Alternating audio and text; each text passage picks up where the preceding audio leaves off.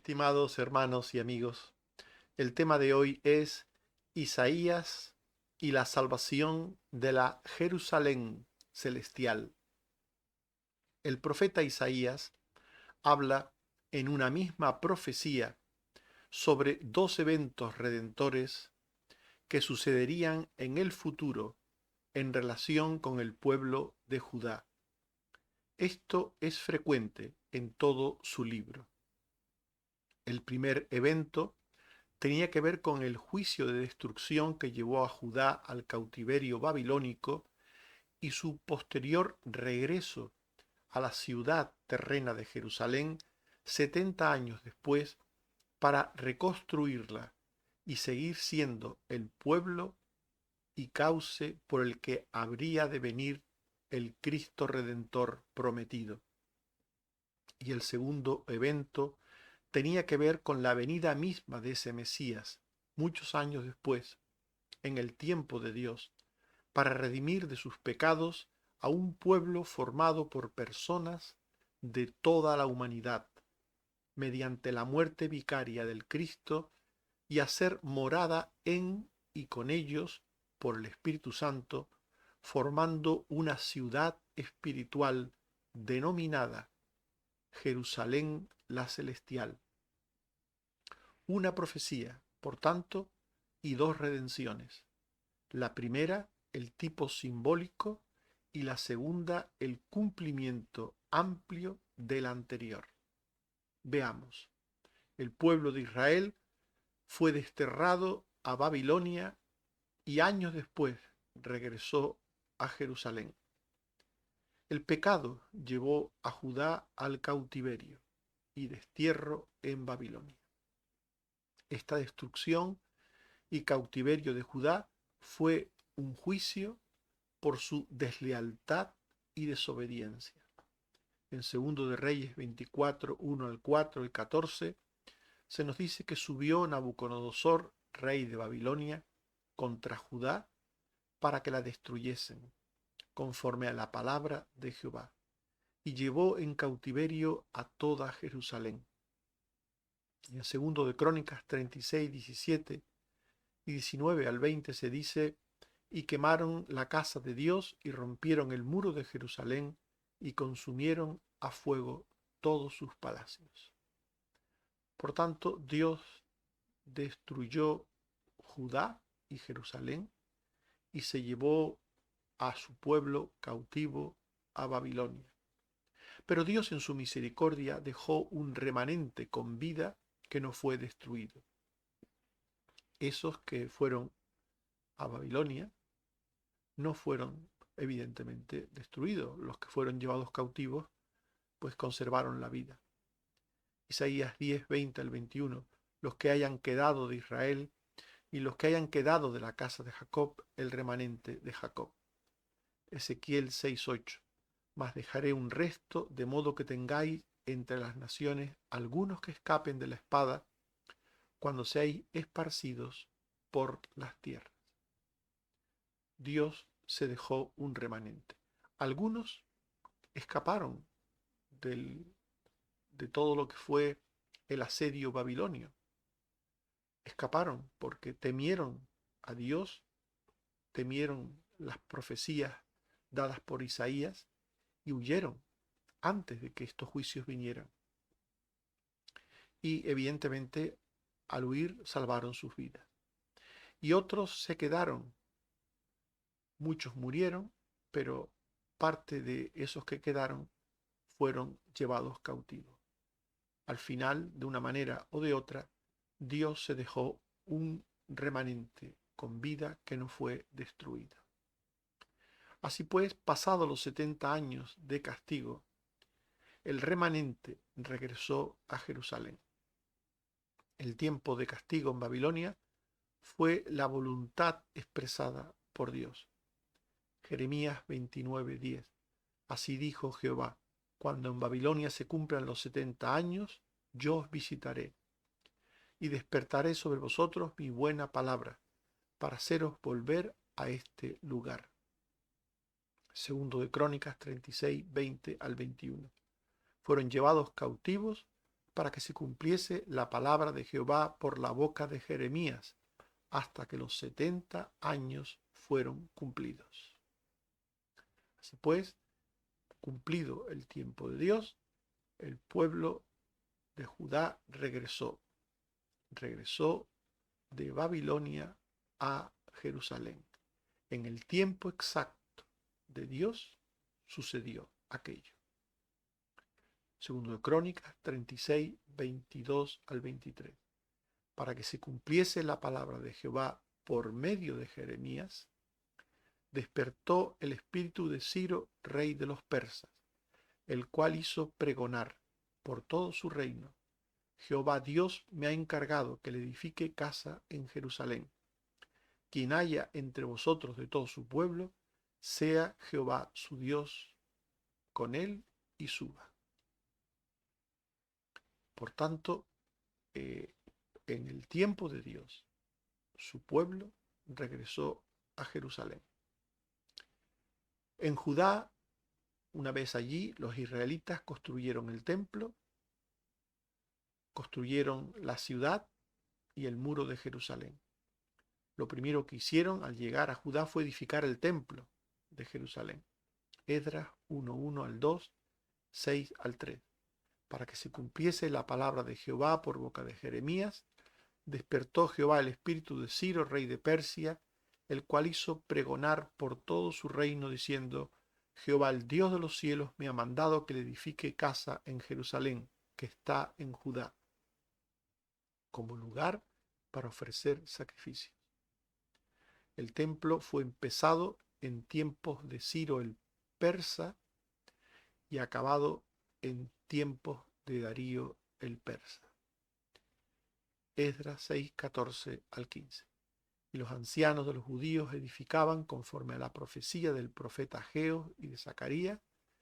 Edificaron y terminaron por orden del Dios de Israel y por mandato de Ciro, de Darío y de Artajerjes, rey de Persia. Esta casa fue terminada el tercer día del mes de Adar, que era el 6º año del reinado del rey Darío. Y en segundo lugar, reconstruyeron el muro y la ciudad de Jerusalén. Primero el templo y después el muro y la ciudad. Nehemías 2:17 y 6:15. Les dije: ¿veis el mal en que estamos? Que Jerusalén está desierta y sus puertas consumidas por el fuego. Venid y edifiquemos el muro de Jerusalén. Y fue terminado el muro el 25 del mes, en 52 días. Por tanto, una vez en Judá, una vez construido el templo, el muro y la ciudad, allí los judíos renovaron su fe con Dios y le dieron culto con gozo y alabanza. En la vuelta a Jerusalén de los israelitas estaba asociada al arrepentimiento y a la fe. Isaías 26, 16 y 1 al 2. Jehová, en la tribulación te buscaron, derramaron oración cuando los castigaste. En aquel día cantarán este cántico en tierra de Judá: fuerte ciudad tenemos, salvación puso Dios por muros y antemuro. Abrid las puertas y entrará la gente justa, guardadora de verdades. La mayor parte de los que volvieron lo hicieron con arrepentimiento y fe. Todos los que no eran creyentes, todos los judíos que no eran creyentes, la mayor parte se quedaron donde estaban, porque vivían bien allí, vivían bien en Babilonia, vivían bien en otros lugares de la tierra, y no quisieron ir a Jerusalén, a reconstruir Jerusalén, a exponerse a trabajos, a esfuerzos, a enemigos. Se quedaron cómodos donde estaban. Pero los que tenían fe, los que estaban arrepentidos, volvieron a Jerusalén. Estos son los que hicieron el templo, el muro de la ciudad y la ciudad misma. Los creyentes arrepentidos. Los que volvieron a Judá en tiempos de Ciro y de Darío buscaban y adoraban a Dios. Isaías 26, 3 al 4 y 9. Tú guardarás en paz aquel cuyo pensamiento en ti persevera. Confiad en Jehová, porque en el Señor está la fortaleza. Con mi alma te he deseado. Isaías 27:13. Acontecerá en aquel día que vendrán los esparcidos en la tierra de Asiria y desterrados a Egipto y adorarán a Jehová en Jerusalén. Los que regresaron con fe, con arrepentimiento, con el propósito de servir y adorar a Dios. Esto es muy importante. La profecía se cumplió en los términos que los profetas habían dicho. Y la salvación temporal de la Jerusalén terrena, en el tiempo que hemos mencionado, en tiempo de la vuelta del cautiverio babilónico, en tiempo de aquellos personajes históricos de los cuales conocemos por la Biblia sus nombres, esta vuelta era un símbolo profético.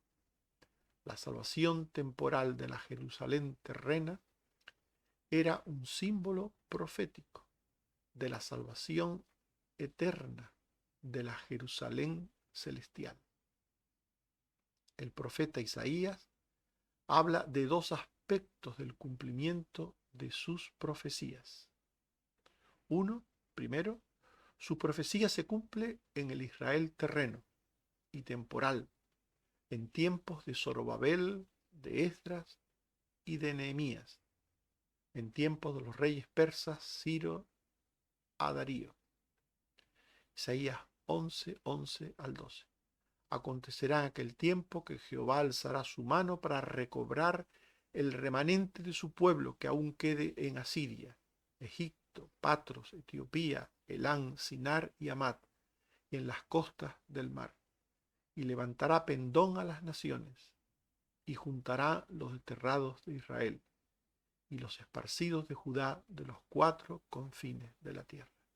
Todos los que eran creyentes, estuvieran en Babilonia o en otros lugares, volvieron a la tierra prometida, volvieron a Judá, volvieron a Jerusalén. Por tanto, el profeta habla en primer lugar de este cumplimiento de la profecía en el Israel terreno y temporal. Y en segundo lugar, el profeta nos habla de otro cumplimiento, que sería en el tiempo postrero, con el Mesías, sobre el Israel de Dios, formado por personas de todas las naciones de la tierra. El profeta nos habla de un segundo cumplimiento. Nos habla de la Jerusalén de Dios, de la Jerusalén espiritual, de la Jerusalén celestial de Dios, de la cual saldrá el precursor del Mesías que trae la salvación. De la Jerusalén terrena, en ella había personas creyentes que eran la Jerusalén celestial.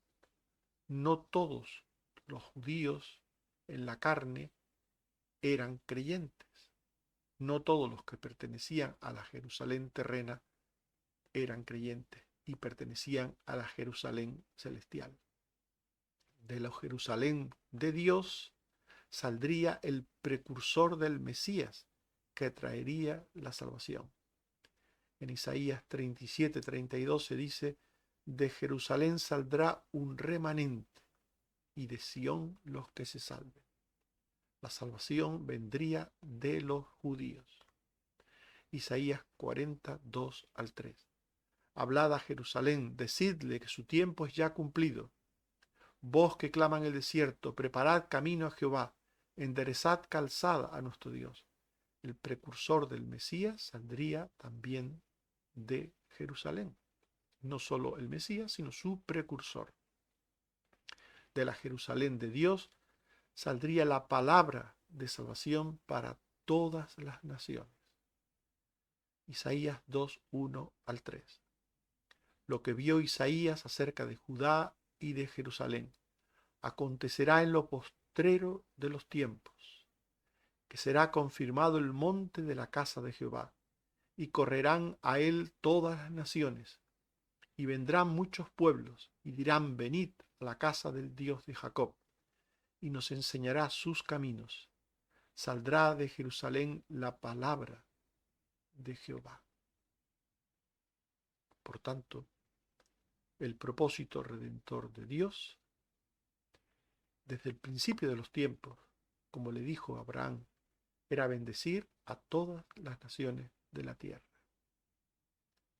a través de la descendencia de Abraham, a través de la simiente de Abraham, que es una referencia al Cristo Redentor. De la Jerusalén de Dios saldría el Mesías, que sería luz y salvación para todas las naciones de la tierra. Isaías 49, 5 al 6. Dice Jehová a mi siervo el remanente de Israel: te di por luz de las naciones, para que seas mi salvación hasta lo postrero de la tierra. Jeremías 3:17.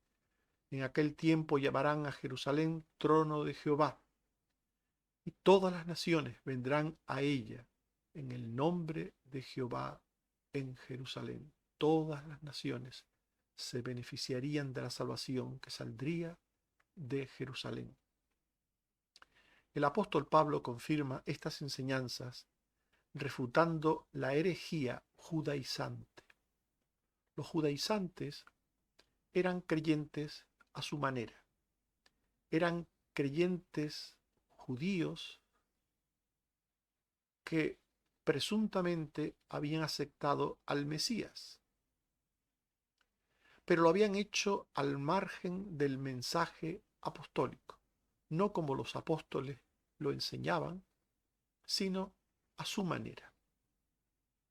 Los judaizantes eran creyentes apegados a un entendimiento de la ley literalista, es decir, ellos no veían en la ley más que la letra, no veían al Espíritu de Dios, al Espíritu de Cristo en esa ley, no veían más que lo que les interesaba ver. En Hechos 15, 5 y 10 al 11 se dice: algunos de los fariseos que habían creído, estos son los judaizantes, fariseos, judíos, que habían creído, se levantaron diciendo: es necesario circuncidarlos y mandarles que guarden la ley de Moisés. Pablo les dijo: ¿por qué tentáis a Dios? Creemos que por la gracia del Señor Jesús seremos salvos de igual modo que ellos. Por tanto, aquellos judíos, a su manera creyentes, a su manera creyentes en Cristo, aceptaban lo que les convenía de Cristo, de Jesús, pero lo adaptaban a sus prejuicios con respecto a las cosas venideras. Para los judaizantes no bastaba con la obra de Cristo en la cruz, con su muerte redentora. Ellos creían que para ser salvos debían observar estrictamente las cosas de la ley. Ellos creían en una salvación por obras, creían que tenían que creer en el Mesías, pero al mismo tiempo que tenían que guardar las cosas de la ley, según ellos mismos entendían esas cosas de la ley. Y Pablo dice de ellos en Gálatas 2:16 y 5 al 6, el hombre no es justificado por las obras de la ley, sino por la fe de Jesucristo. Por cuanto por las obras de la ley nadie será justificado. Porque en Cristo Jesús ni la circuncisión vale algo, ni la incircuncisión, sino la fe que obra por el amor. Toda la ley en esta palabra se cumple: amarás a tu prójimo como a ti mismo. Por tanto, Pablo rechaza a los judaizantes, a su doctrina, al concepto que tenían de salvación por obras de salvación por méritos propios, a esa idea de que no era suficiente la obra de Cristo y que ellos tenían que poner su grano de arena, aportar su justicia propia. Todo esto lo señala Pablo de forma contundente como error, como equivocado, y nos dice que solo Cristo es el Salvador y que solo por medio de la fe en Cristo una persona recibe esa salvación. Todas las cosas del Antiguo Testamento apuntaban a Cristo y a su obra, todas las cosas. Dios había dado una alegoría sobre Jerusalén. Había dicho Dios que existía una Jerusalén terrena y otra celestial. En Gálatas 4, 21 al 24 lo dice el apóstol Pablo. Decidme, los que queréis estar bajo la ley. Abraham tuvo 2 hijos, uno de la esclava, el otro de la libre. Pero el de la esclava nació según la carne, mas el de la libre por la promesa. Lo cual es una alegoría, pues estas mujeres son los 2 pactos. El uno proviene del monte Sinaí, el cual da hijos para esclavitud. Este es Agar. Por tanto, el apóstol habla de 2 Jerusalén, de 2 Jerusalén, de 2 ciudades de Jerusalén. Dados estos mensajes de Dios, estas enseñanzas de Dios, a través de una figura literaria conocida como alegoría. Aquellas mujeres, Sara y Agar, cada una representaba a una Jerusalén. Agar a la Jerusalén terrena y Sara a la Jerusalén celestial. Y el cumplimiento de todas las promesas del Antiguo Testamento, el cumplimiento se produce en la Jerusalén celestial. En Gálatas 4, 25 al 26 y 28 y 31 se dice, porque Agar es el monte Sinaí en Arabia y corresponde a la Jerusalén actual, pues ésta junto con sus hijos está en esclavitud. Mas la Jerusalén de arriba, la cual es madre de todos nosotros, es libre. Así que, hermanos, nosotros como Isaac somos hijos de la promesa. De manera, hermanos, que no somos hijos de la esclava, sino de la libre. La iglesia o Israel de Dios, el verdadero Israel de Dios es la iglesia, es el remanente escogido por gracia, formado por judíos y por gentiles de todos los tiempos. Estos son el linaje de Abraham. El linaje de Abraham, los descendientes de Abraham, son todos aquellos que creerían en el Mesías, en la simiente de Abraham, el Mesías. Romanos 11, 5, 7 al 8 y 11. En este tiempo ha quedado un remanente escogido por gracia. Lo que buscaba Israel no lo ha alcanzado, pero los escogidos sí lo han alcanzado. Y los demás fueron endurecidos. Y por su transgresión vino la salvación a los gentiles. Gálatas 3, 8. La Escritura, previendo que Dios había de justificar por la fe a los gentiles, dio de antemano la buena nueva a Abraham diciendo, en ti serán benditas todas las naciones. Ya no hay judío ni griego, no hay esclavo ni libre, no hay varón ni mujer. Todos sois uno en Cristo Jesús, y linaje de Abraham, y herederos según la promesa. Por tanto, la iglesia es la nueva Jerusalén. La iglesia es la morada espiritual de Dios. Dios mora con los suyos. Dios mora en el corazón de los suyos. Dios no habita en templos hechos por manos humanas. Él mora en los corazones. En el corazón de cada redimido mora el Señor a través del Espíritu Santo.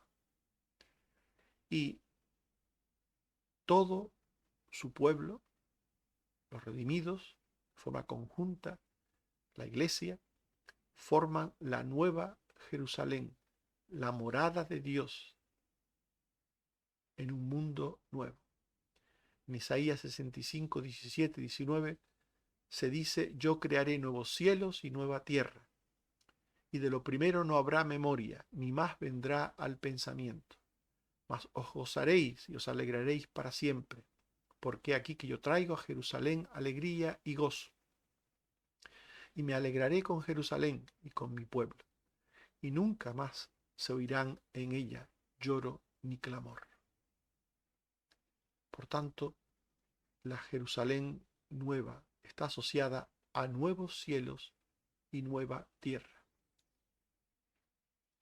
En la Jerusalén nueva habrá alegría y gozo perpetuo, perpetuo. Apocalipsis 21, 1 al 4. Vi un cielo nuevo y una tierra nueva, porque el primer cielo y la primera tierra pasaron, y yo, Juan, vi la santa ciudad, la nueva Jerusalén, descender del cielo de Dios, dispuesta como una esposa ataviada para su marido. Y oí una gran voz del cielo que decía: he aquí el tabernáculo de Dios con los hombres, y él morará con ellos, y ellos serán su pueblo, y Dios mismo estará con ellos, y enjugará toda lágrima, y ya no habrá muerte, ni llanto, ni clamor, ni dolor. Estimados hermanos y amigos, hemos hablado de Isaías y la salvación de la Jerusalén celestial. Y hemos dicho que el pueblo de Israel fue desterrado a Babilonia y años después regresó a Jerusalén. El pecado llevó a Judá al cautiverio y al destierro en Babilonia, y pasados los 70 años de castigo, el remanente regresó a Jerusalén. Una vez en Judá, construyeron el templo, la ciudad y el muro de Jerusalén, y renovaron su fe con Dios, dándole culto con gozo y alabanza. Y hemos hablado de la salvación temporal de la Jerusalén terrena, para decir que ésta era un símbolo profético de la salvación eterna de la Jerusalén celestial. Es muy importante que nunca olvidemos esto. La salvación temporal de la Jerusalén terrena es un símbolo profético de la salvación eterna de la Jerusalén celestial. El profeta Isaías habla de dos aspectos del cumplimiento de sus profecías. Sus profecías se cumplen en la Jerusalén terrena y después en la Jerusalén celestial. El apóstol Pablo dice que todas las profecías del Antiguo Testamento fueron cumplidas definitivamente en Cristo. La iglesia es el remanente de Dios, formado por judíos y por gentiles. En Gálatas 6, 14 al 16 se dice: lejos esté de mí gloriarme sino en la cruz de nuestro Señor Jesucristo. Porque en Cristo Jesús ni la circuncisión vale nada, ni la incircuncisión, sino una nueva creación. Y a todos los que anden conforme a esta regla, paz y misericordia sea a ellos y al Israel de Dios. Que el Señor nos bendiga y nos ayude a todos. Amén. Oremos. Señor, te damos las gracias por tu palabra. Te queremos pedir que nos ayudes a entender el significado de las profecías, del cumplimiento de ellas, de todas ellas, en tu Hijo Jesucristo, de cómo tu plan eterno a lo largo de todos los tiempos fue el de salvar al mundo, entendido como todas las personas sin distinción, y formar con esas personas redimidas un templo, una Jerusalén celestial, una morada para ti en el Espíritu. Ayúdanos, Señor, a entender estas cosas. Gracias una vez más por la sanidad que estás dando a tus hijos. Te seguimos pidiendo misericordia, Señor, para Noemí, para Yeya, para Susana, para Cristina. Te seguimos pidiendo misericordia para Bárbara, para Antonio, para Otto, para Ide, para Loli, para Águeda, para mí mismo, Señor. También para Portillo, que tiene que ser operado, para Carlos, para Yoli. Ten misericordia. Una vez más te pedimos, Señor, por los enfermos. También por Jesús, el hijo de Alejandro. Oh Padre, ayúdale. Ten misericordia. Y gracias, Señor, por tus promesas y por tu palabra. Y gracias por todo lo que eres y haces por nosotros. Bendito sea. Gloria a tu nombre. Por Jesucristo, tu Hijo. Amén. Que el Señor nos bendiga a todos.